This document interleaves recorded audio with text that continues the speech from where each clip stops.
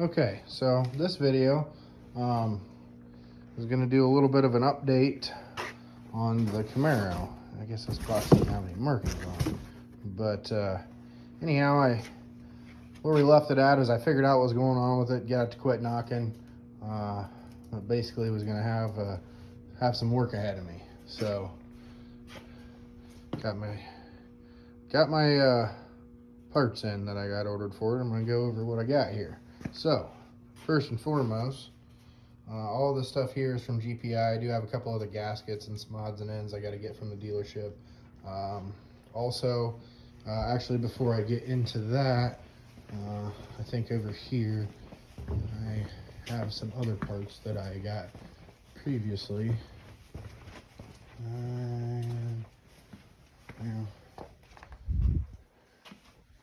Maybe, I don't know. Anyhow, I have them somewhere. But I have a ported and rod modded intake that was done by GPI. It also has larger injectors. I believe they're technically Ford injectors, but they are larger injectors than the stock SS.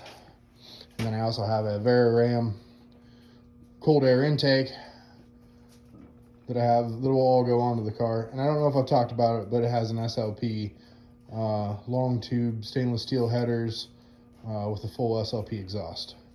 So I'm going to be adding this stuff. So back to where I was. First and foremost, GPI stage 3 variable valve timing cam. Got the phase limiter to go with it there. And I tried to get everything I thought that I needed to do this install properly.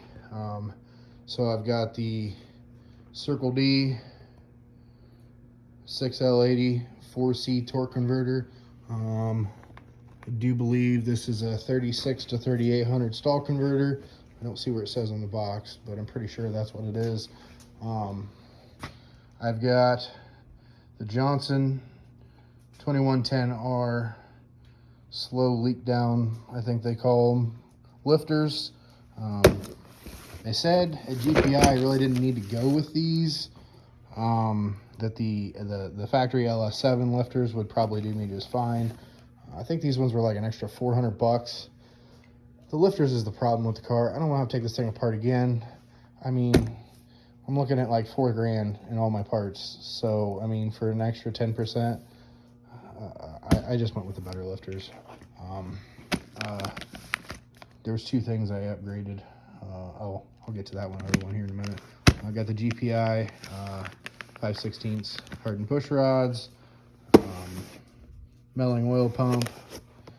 This is the other thing that I upgraded here. These are cam motion valve springs, and I did go ahead and opt for the titanium retainers. That was I don't know, maybe $200 extra. Don't know.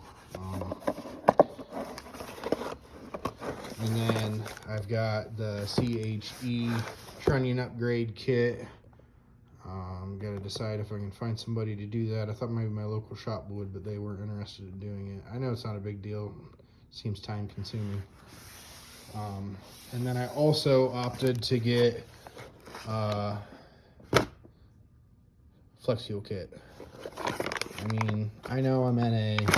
I know it's not going to make much difference, but again, it's $250. Whatever. Now the only other thing that I debated on, and all this stuff, you know, I'd been wanting to get it, but I hadn't pulled the trigger on it yet because, like I said, it's like $4,000 worth of parts. That's a lot of money to me. But it was something that I really needed, more or less. I mean, I needed lifters. I didn't need all this stuff, but this was all stuff that I wanted to do eventually anyhow, so it just made sense. But anyhow, they had a Black Friday sale, so it was like $60 off of a cam plus 10% off of a cam kit. So basically everything I got was 10% off. I want to say torque converter was $100 off, maybe $200 off. And The only other thing that I really debated on was the head porting. When I talked to the guy at GPI, he said that I could expect somewhere around, he said, it was 20 to 30, 30 to 40 horse with a set of ported heads.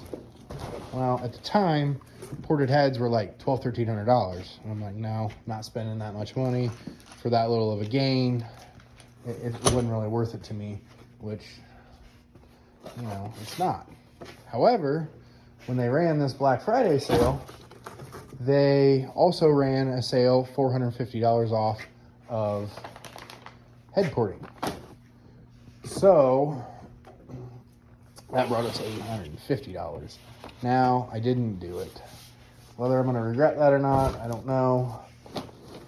But it's just seemed like a lot of money for no more than what I would really gain. And I know you guys are probably thinking, well, you just spent an extra, you know, $600 on lifters and titanium retainers that you didn't really need. Well, that's true, but those weren't from a performance standpoint. Those were for a quality and longevity standpoint. Heads, obviously, ported heads aren't going to last any longer, or any less for that matter, than stock heads. So the only gain I would get would be the you know, 30 horsepower or whatever. Oh my dog's getting into stuff here. Quit. Whereas the lifters, you know, granted an LS7 lifter, probably not ever going to fail on me.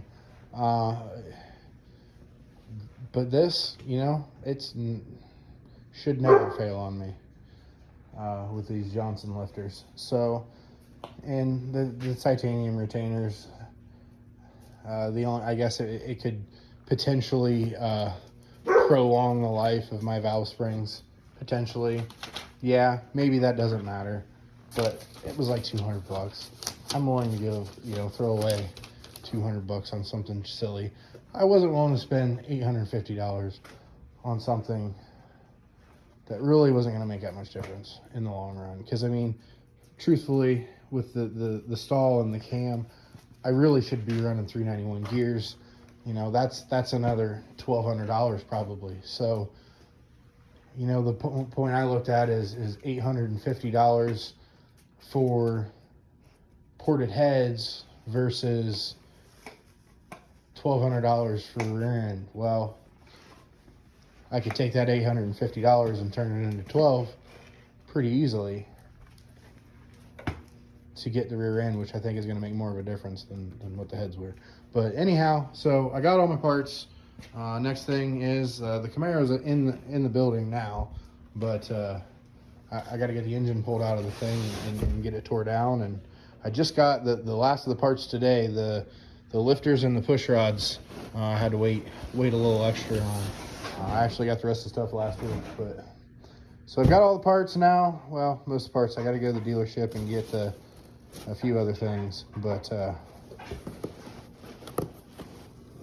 I got most of the parts here. So get those from the dealership, get the motor pulled out, get it tore apart, get all this stuff in it, and have it ready to go for next spring. But that's the only update I got for now. Thank you, and have a good evening.